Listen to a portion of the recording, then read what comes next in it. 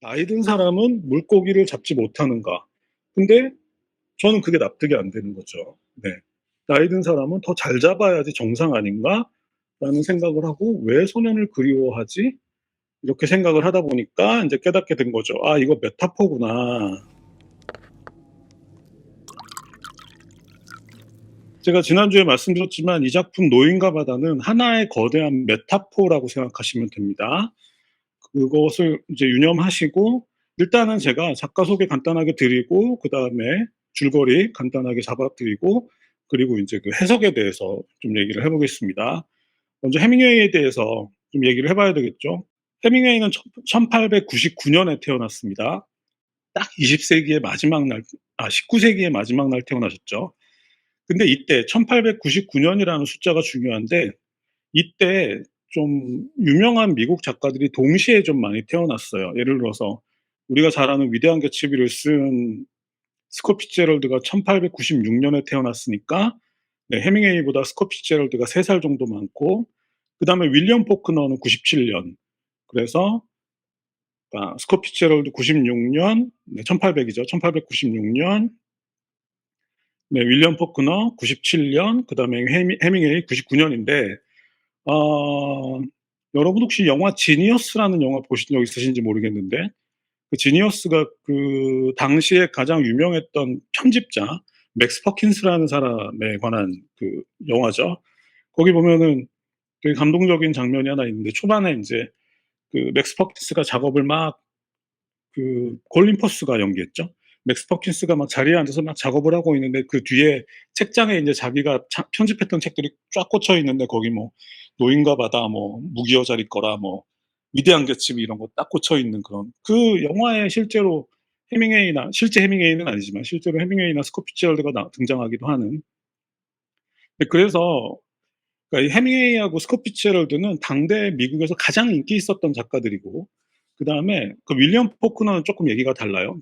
포크너는 미국보다는 그 프랑스에서 먼저 인기가 있어 가지고 그 유럽에서 먼저 인기를 받고 그게 다시 미국으로 돌아온 케이스인데 그래서 포크너가 인제 프랑스에서 그 레지옹 도네르 훈장을 받기도 했죠. 어쨌든 비슷한 시기에 세 작가가 태어났지만 네 그 두 사람과 한 사람은 쪼끔 구분된다. 그래서 스콧 피츠제럴드하고 우리 일반적으로 해밍웨이를 네 같이 묶어서 얘기를 하는데 해밍웨이를 따로 뽑아서 얘기를 하자면 가장 대표적인 해밍웨이에 대한 대표적인 평가가 체험형 작가라는 말이 있어요. 뭐 소재주의 작가라는 말도 있는데 그게 뭐냐면 해밍웨이가 기자 출신인데 해밍웨이는 소설을 쓰려면 항상 어딘가에 가서 체험을 해요.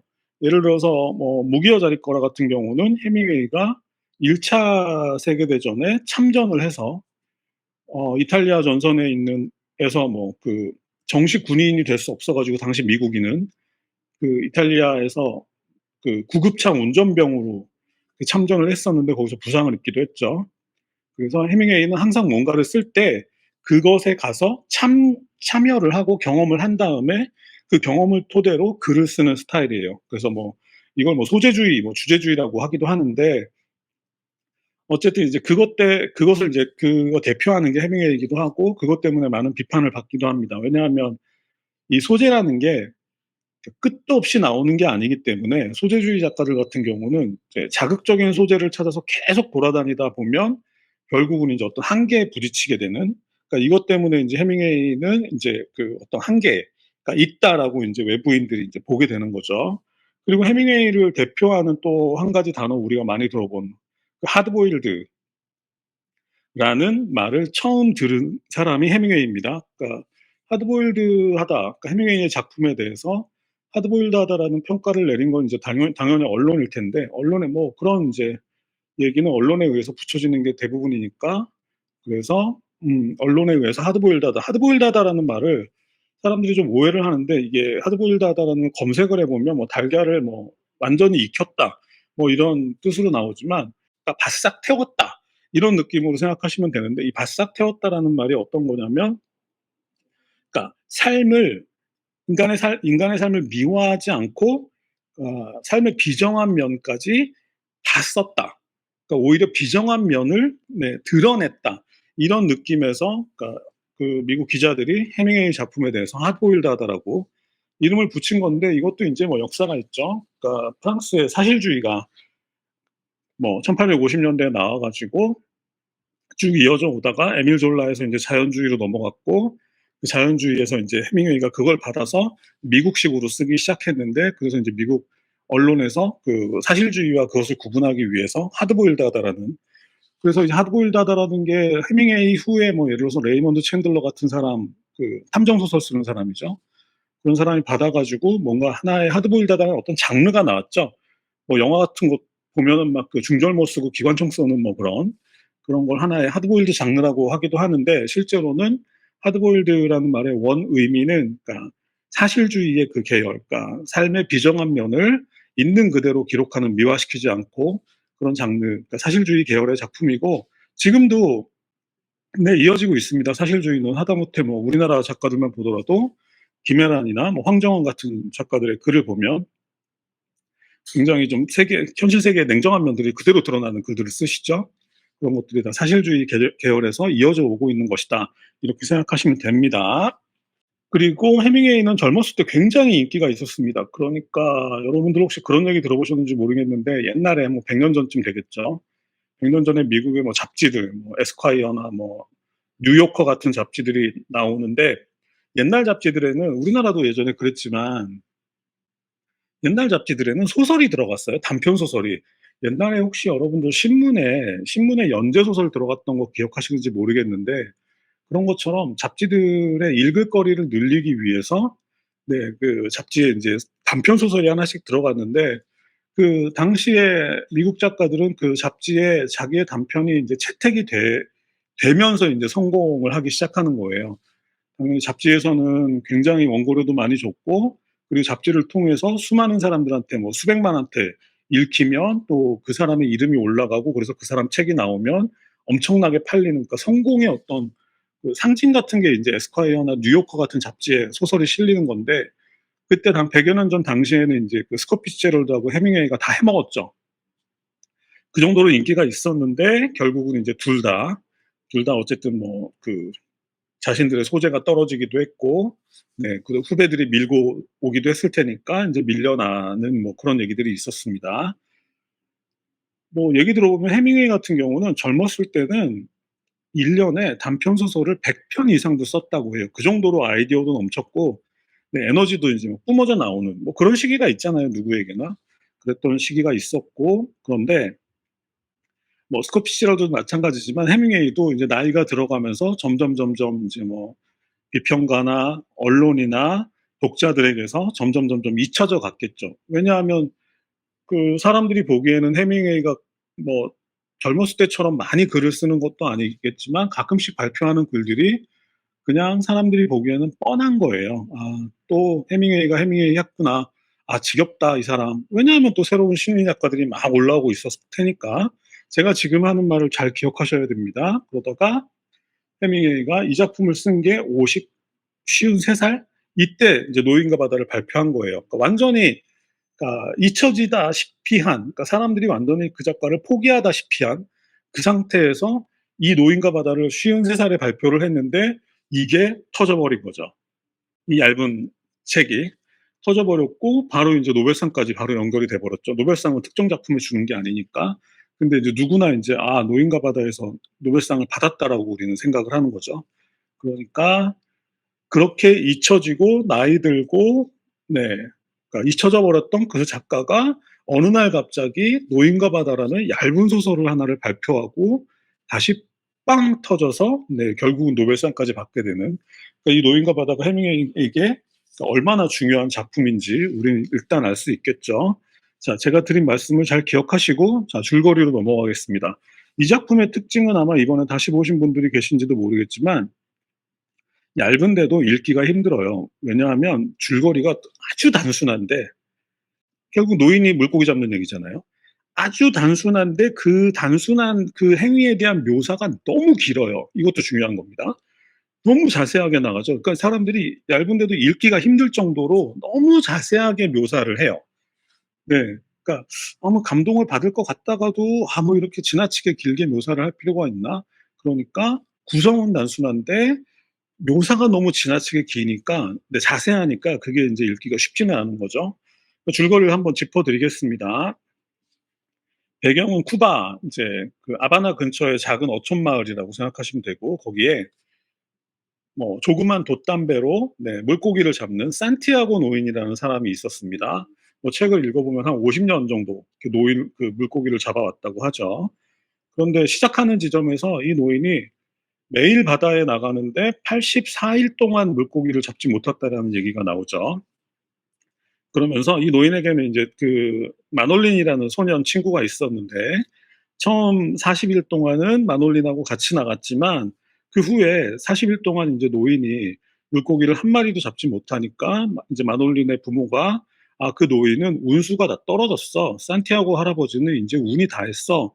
해서 인제 마놀린을 네 다른 젊은 어부의 배에 태우게 되죠. 그리고 젊은 어부는 물고기를 많이 잡고 네 그래서 인제 혼자 인제 물고기를 잡으러 나가야 되는 겁니다. 그리고 인제 첫날은 그러니까 그렇지만 이제 마놀린이 워낙 이 산티아고 노인을 좋아하기 때문에 마놀린은 자꾸 산티아고 노인한테 뭔가를 해 주려고 하죠. 알고 보면은 마놀린이 5살 때부터 처음으로 고기잡이를 배운 게 산티아고 노인에게서 배웠기 때문에 마놀린은 산티아고 노인을 너무너무 사랑하는 거죠. 그래서 인제 첫날 뭐 소년이 먹을 것도 없는데 소년이 인제 가져와서 식사도 같이 하고 뭐 이런 문장들이 나오고 잠이 듭니다. 잠이 드는데 제가 왜 첫날 얘기를 드리냐면 그 꿈에서 사자꿈을 꾸죠. 이 소설은 산티아고 노인의 사자꿈으로 시작해서 네 사자꿈으로 끝나는 소설이죠. 왜 사자꿈이 중요한지도 이따가 말씀드리겠습니다. 그리고 인제 다음날 일찍 큰 고기를 잡기 위해서 큰 고기를 잡으려면 먼 바다로 나가야 되잖아요. 그래서 아침에 혼자 인제 큰 고기를 잡기 위해서 먼 바다로 나가서 네 그러다가 마침내 인제 거대한 그 물고기가 미끼를 물었죠. 그래서 그러니까 밤새도록 그 물고기에게 배가 끌려다니는 장면이 나오죠. 그러니까 인제 산티아고 노인은 이게 낚싯줄을 붙잡고 있어야 되겠죠, 손으로. 네. 붙잡고 있고 그 큰 고기가 네 그 물고기 그 배를 끌고 밤새도록 인제 네 물고기에 끌려다니는 얘기가 나오고 그때 인제 산티아고 노인이 그 소년 생각을 많이 하죠. 그 마놀린이라는 소년이 곁에 있었으면 얼마나 좋았을까. 그러니까 이 작품에서 물고기를 낚는 중에 산티아고 노인이 그리워하는 사람은 오직 마놀린밖에 없는 거죠. 죽은 아내를 그리워하지도 않고 오직 소년을 그리워합니다. 계속 나오죠.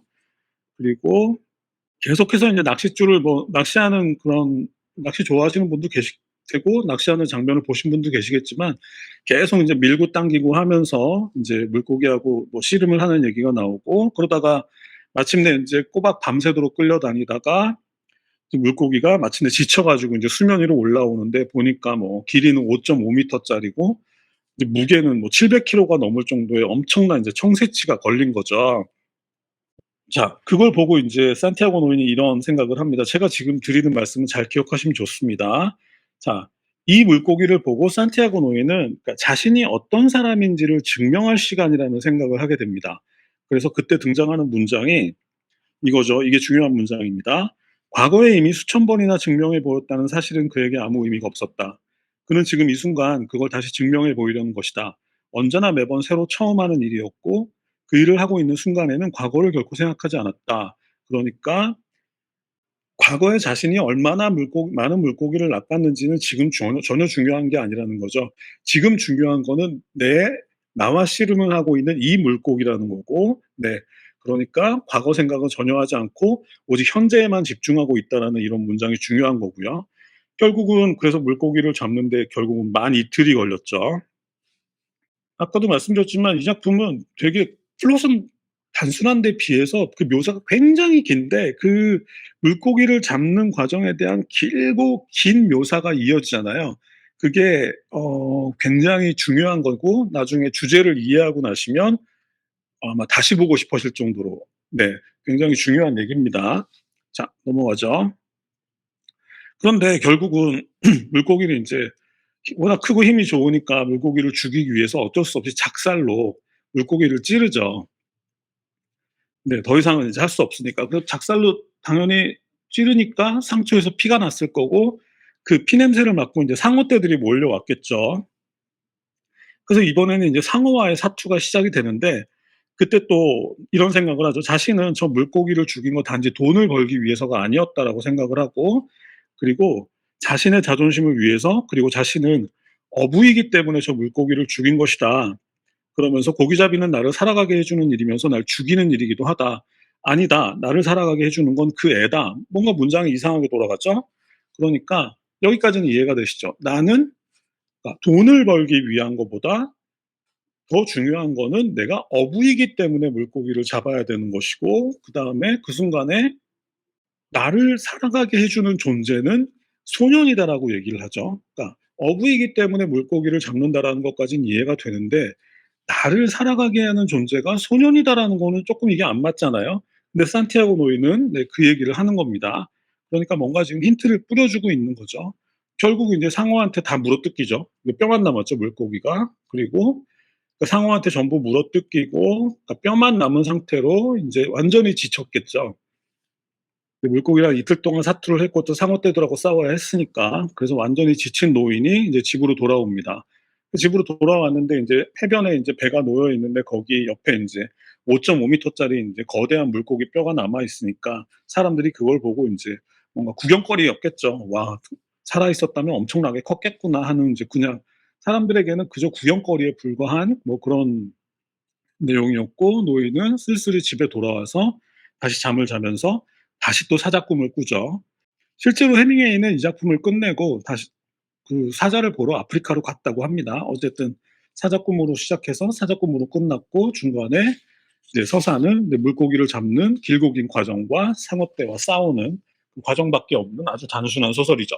자, 지금부터 제가 이 소설을 왜 좋아하는지를 말씀드리겠습니다. 저도 아까 엘리엠 님처럼 어렸을 때 이 책을 읽었을 거고, 음 그리고 뭐 가끔씩 봤겠죠.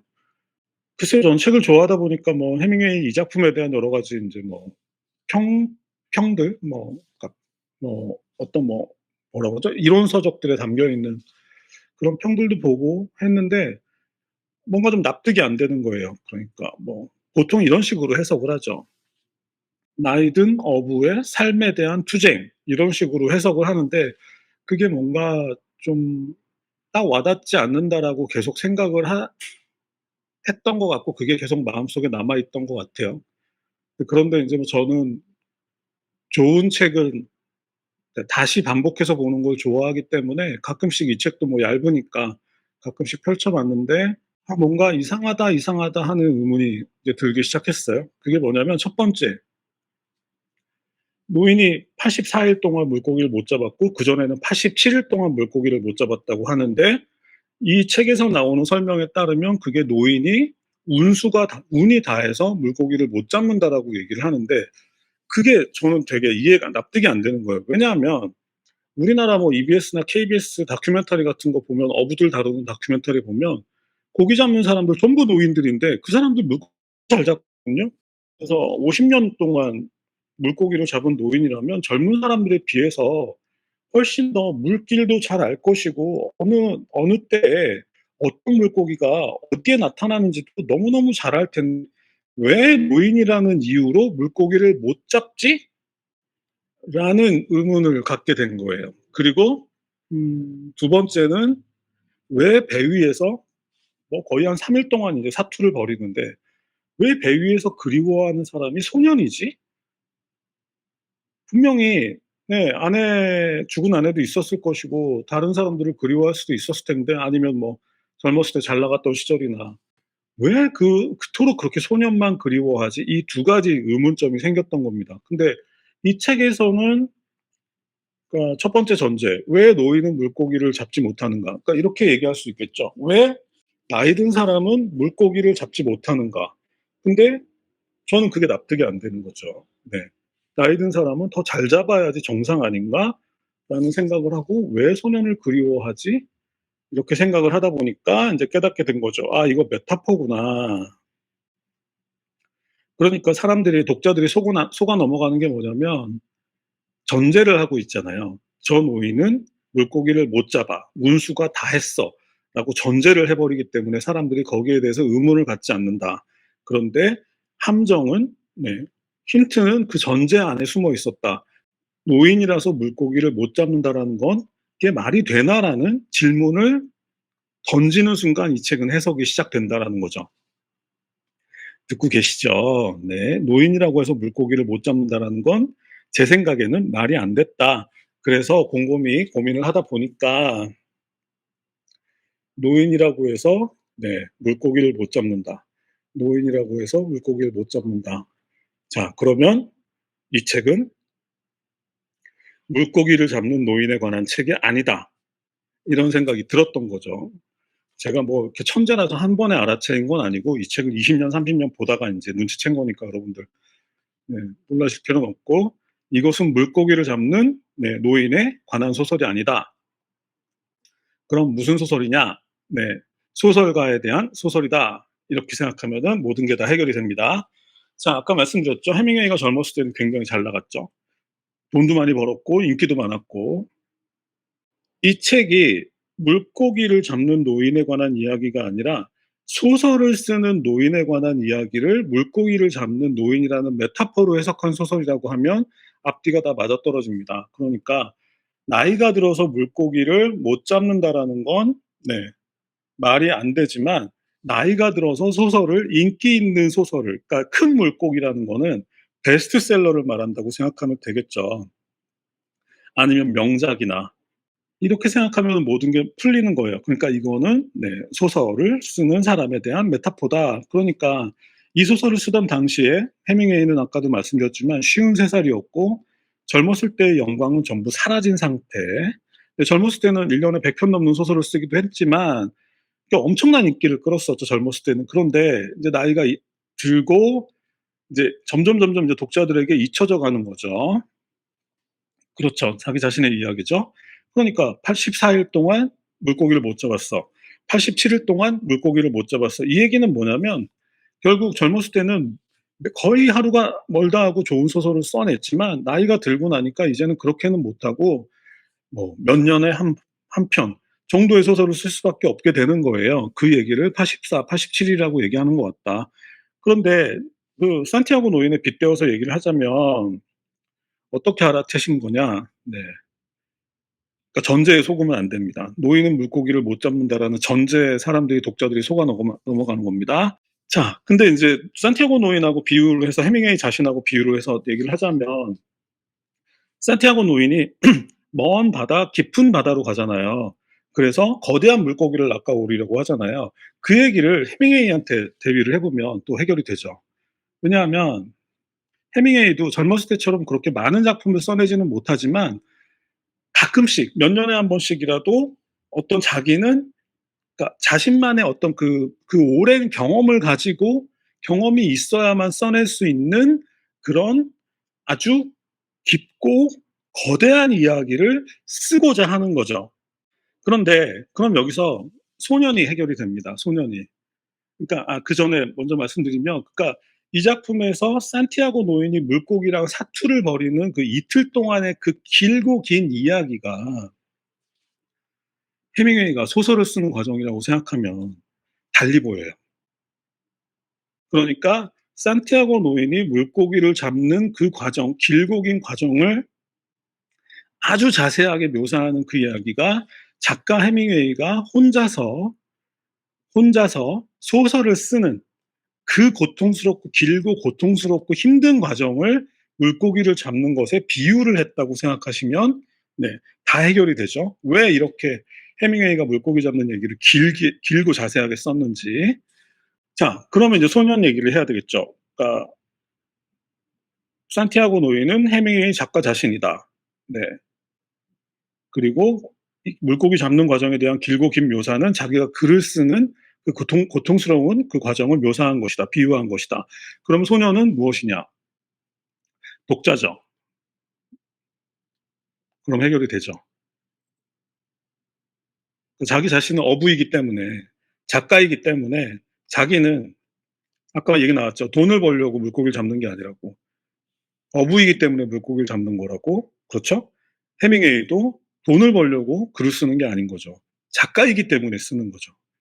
자신이 가장 오랫동안 해왔고 자신이 가장 좋아하고 자신이 앞으로도 계속해서 하고 싶은 그 일이 바로 소설인 거죠. 산티아고 노인한테는 그게 물고기를 잡는 거이듯이 해밍웨이한테는 그게 글인 거죠. 네. 그러니까 어부가 돈을 벌기 위해서 고기를 잡는 게 아니듯이 해밍웨이는 작가이기 때문에 글을 쓰는 것이지 돈을 벌라고 글을 쓰는 게 아니다라는 걸 계속 얘기를 하죠. 그런데 한 사람이 그리운 거예요. 한 사람이. 네. 독자들. 젊었을 때는 정말 많은 독자들이 있었겠죠. 해밍웨이에게 엄청나는 해밍웨이도 결혼을 아마 3번 했을 거 그럴 텐데 어쨌든 엄청나게 인기 있는 노인이 해밍웨이를 은유한다는 생각은 했는데 소년까지는 못 미쳤었는데 그 해밍웨이라고 생각하면 소년을 왜 그리워 그러니까 너무 지나치게 소년을 그리워하잖아요. 곰곰이 생각을 해 보니까 이건 독자밖에 없는 거죠. 젊었을 때는 수많은 독자들이 해밍웨이에게 열광을 했을 텐데 지금은 아주 소수의 독자들이 남아 있겠죠. 그러면서 해밍웨이 다른 사람들은 다 해밍웨이를 욕하지만 해밍웨이를 그러니까 끝까지 해밍웨이에게 용기를 주고자 하는 소수의 독자들이 남아 있겠죠. 그 소수의 독자들을 해밍웨이는 아마 글을 쓸 때 생각하지 않았을까. 아니면 떠나간 독자들. 그렇게 하면 이제 마놀린에 관한 얘기가 딱 떨어지고 상어는 쉽죠. 상어가 제일 쉽죠. 상어 뭔지 아시겠어요? 상어가 재밌는 게 뭐냐면 노인이 물고기를 잡았잖아요.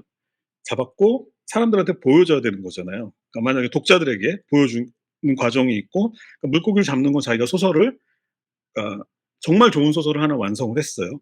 그래서 사람들한테 보여줘야 되는데 중간에 상어떼가 그 물고기를 다 잡아뜯죠. 자, 그러면 여기서 상어가 은유하는 거는 뭐겠습니까? 네, 언론과 비평가들이겠죠.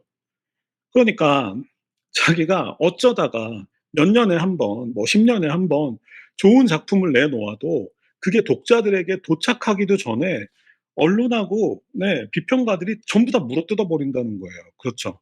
여러분 혹시 김영하 작가님의 단편 소설 중에 옥수수와 나라는 그 소설 보신 적 있는 분 계신지 모르겠는데 이상문 학상 탔던 거기 보면은 막 그런 사람들이 막 닭이 막 쫓아오잖아요. 막 쪼아 먹으려고.